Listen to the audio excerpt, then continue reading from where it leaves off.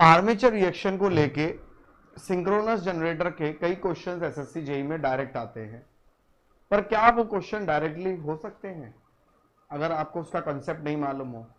चलो मान भी लेते हैं कि आपने थोड़ी देर के लिए रट भी लिया हो कहीं से, पर अगर आपको कंसेप्ट नहीं मालूम तो वो ज्यादा दिन तक टिकेगा नहीं। और एसएससी जेई 26 सेकंड देता है एक क्वेश्चन को करने के लिए। उस 26 सेकंड में आपको क्या क्या कवर करना पड़ता है? उस 26 सेकंड में आपको क्वेश्चन पढ़ना भी है और टिक लगाना भी है। इसका मतलब कि आपको क्वेश्चन बिल्कुल जस्ट ऐसे पूछे जाएंगे जो जस्ट आपको टिक लगा के आगे जाने हैं, पर आपको पीछे का कंसेप्ट क्लियर होना चाहिए। क्वेश्चन समझते हैं कि with a load power factor, ये लोड पावर फैक्टर है, यूनिटी है, the effect of armature reaction, the effect of armature reaction on main field flux of alternator is. Armature reaction का effect क्या होगा मेन फील्ड फ्लक्स पर alternator की? आइए इस चीज को समझते हैं कि क्या होगा फर्क। एक बात जान लीजिए कि आप लोगों की जिस तरीके से एसएससी जेई का प्रीपोन हुआ है, मतलब कि आपका अब वो एग्जाम जो पहले अगले साल होना था वो नवंबर में हो रहा है, वो एक ऐसा है कि कम से कम प्राइस में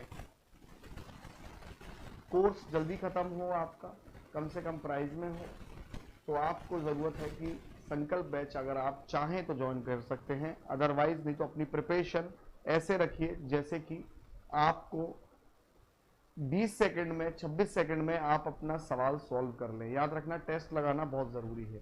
तो ये जो क्वेश्चन बनता है हमारा यहाँ पे आर्मेचर रिएक्शन को देखे, effect of armature reaction on main field flux. मान लीजिए ये फील्ड फ्लक्स है, ठीक है, और ईएमएफ मेरा इससे लैग कर रहा है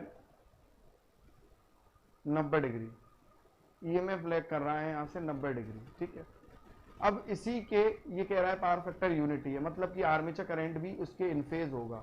आर्मेचर करंट इन फेज होगा, इसका मतलब आर्मेचर फ्लक्स हमारा उसी डायरेक्शन में होगा, ठीक है। तो ये यहां पर जब मैं रिजल्टेंट निकालूंगा, जब मैं यहां पर रिजल्टेंट निकालूंगा तो क्या मेरा रिजल्टेंट आया यहां पर देख लीजिए। यहां जब मैं रिजल्टेंट निकालूंगा तो मेरा रिजल्टेंट फ्लक्स क्या आया? डिस्टॉर्शन हुआ, मतलब क्रॉस मैग्नेटाइजिंग फ्लक्स आया। कैसा आया? क्रॉस मैग्नेटाइजिंग फ्लक्स आया। तो यहां पर आंसर हो जाएगा डिस्टॉर्शनल, कि आपका आर्मेचर करंट और फील्ड फ्लक्स, ये फील्ड फ्लक्स है, ये आर्मेचर करंट है, इन दोनों का जब मैं रिजल्टेंट निकालूंगा तो वो डिस्टॉर्शनल रिजल्ट आएगा या फिर क्रॉस मैग्नेटाइजिंग रिजल्ट आएगा। तो इस तरीके से आपको अलग अलग तरीके से क्वेश्चन पूछ सकता है। अगर मान लो ये यूनिटी पावर फैक्टर ना कहता, ZPF लैगिंग कहता, तब लैगिंग पे मैं ये जो आईए मैंने इन फेज बनाया है 90 डिग्री लैग बनाता, लैग बनाता मतलब कि राइट हैंड साइड पे 90 डिग्री बनाता, ठीक है। तो ऐसे करके हमारा तब क्वेश्चन को सॉल्व करने का तरीका बदल जाता। Thank you and have a nice day. SSC JE इस तरीके से क्वेश्चन आपको पूछता है। उम्मीद करता हूँ कि आप लोग अच्छे से प्रिपेयर कर रहे होंगे। Thank you and have a nice